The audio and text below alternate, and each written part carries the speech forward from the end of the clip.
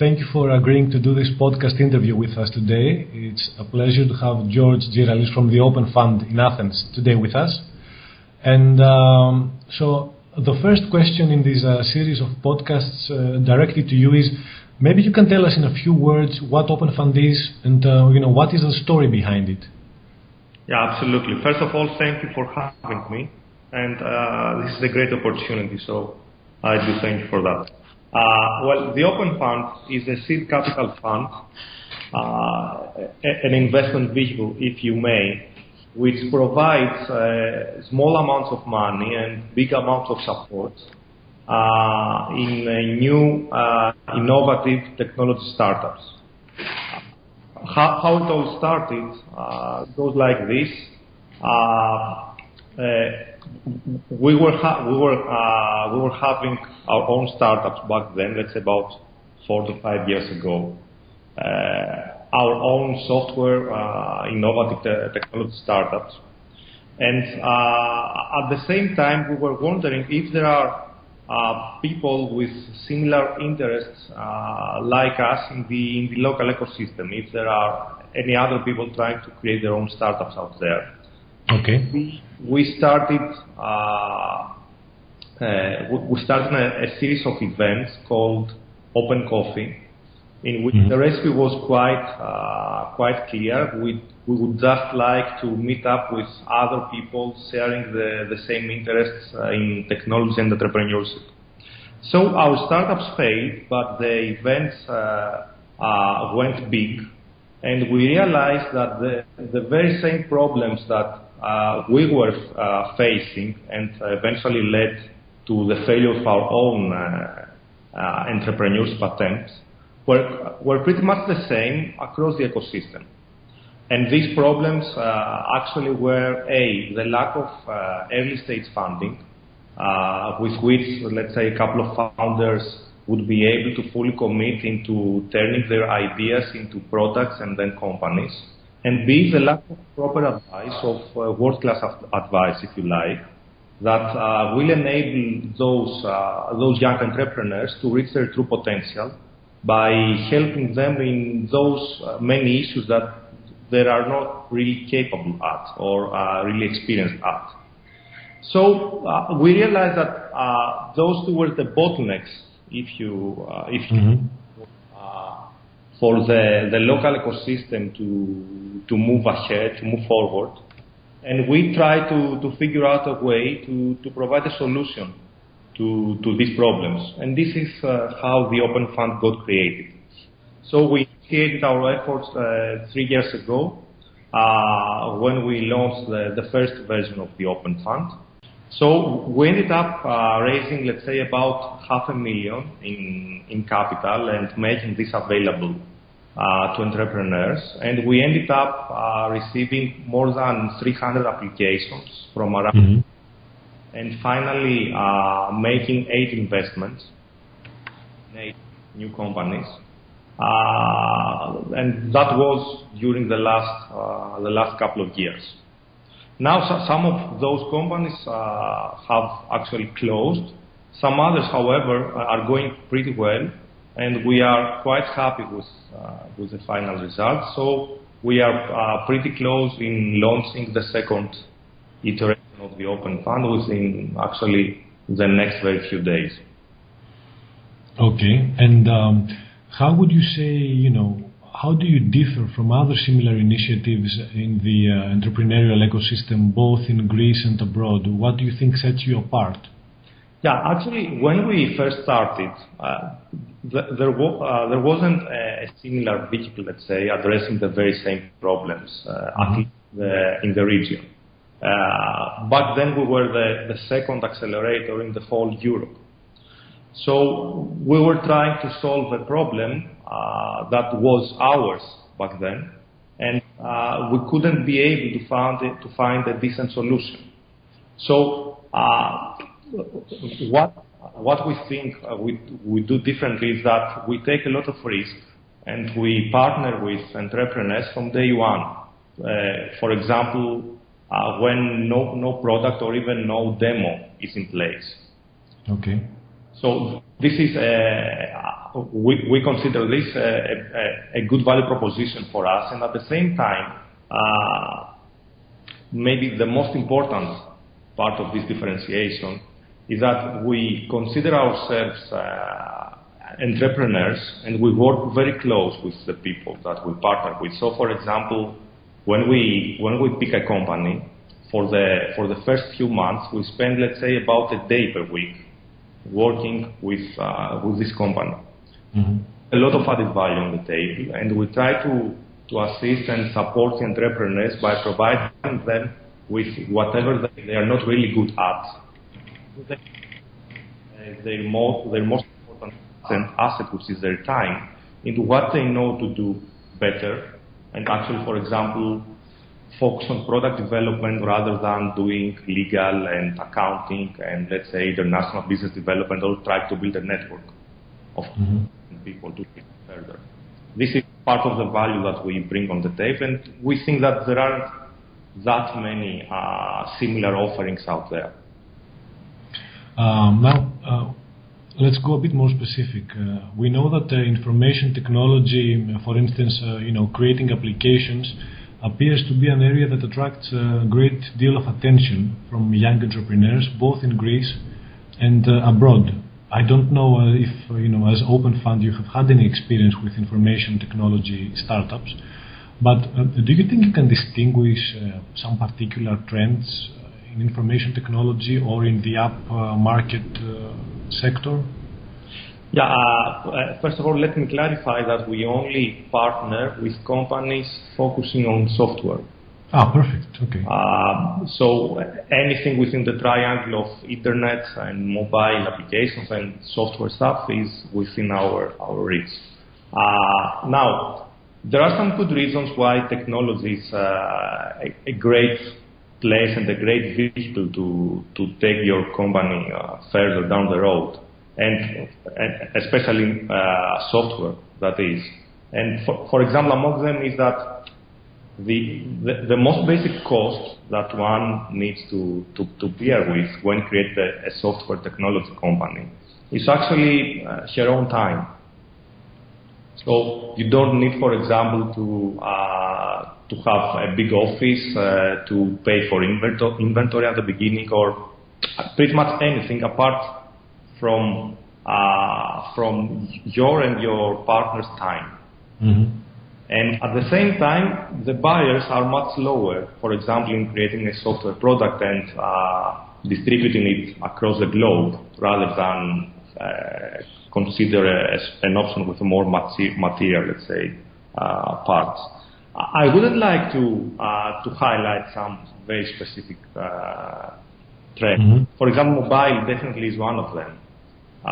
Software as a service is another, cloud service, for example, in general. But I think one should not focus on the trends that are already out there, especially if he is young enough, for example, if he's studying.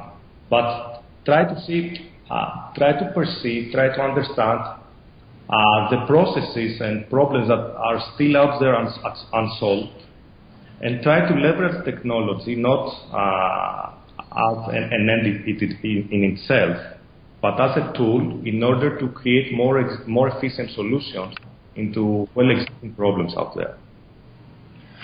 So, based on your experience this far, what do you think makes or breaks a successful tech startup? Is there a general guideline, or? Yeah, there are many reasons of failure, and actually the default outcome is to fail, and we should feel very okay about that.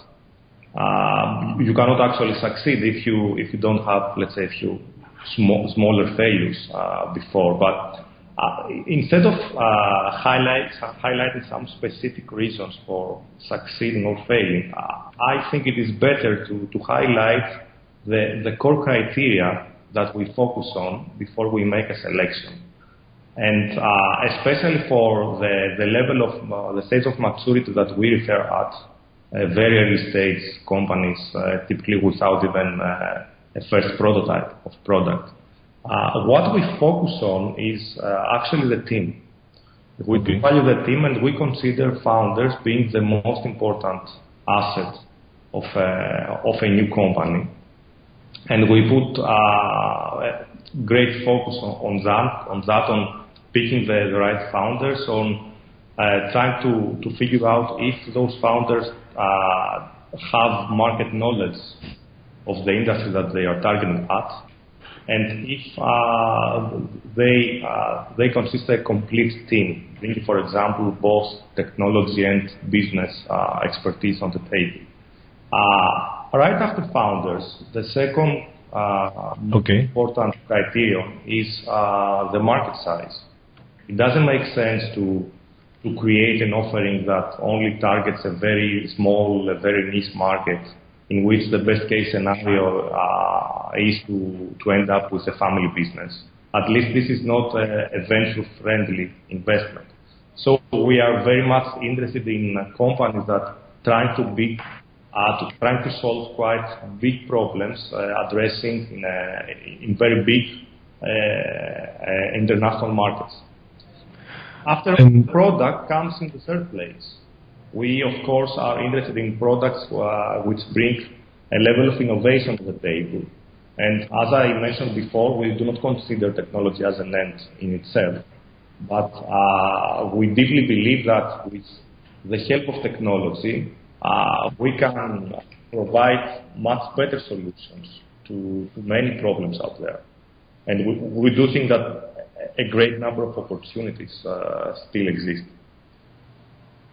Do you think, so based on your experience, do you think innovation today is mostly about new technologies, building something new from scratch, or is it about using something that is already there in a different way to offer a service that doesn't exist at this point?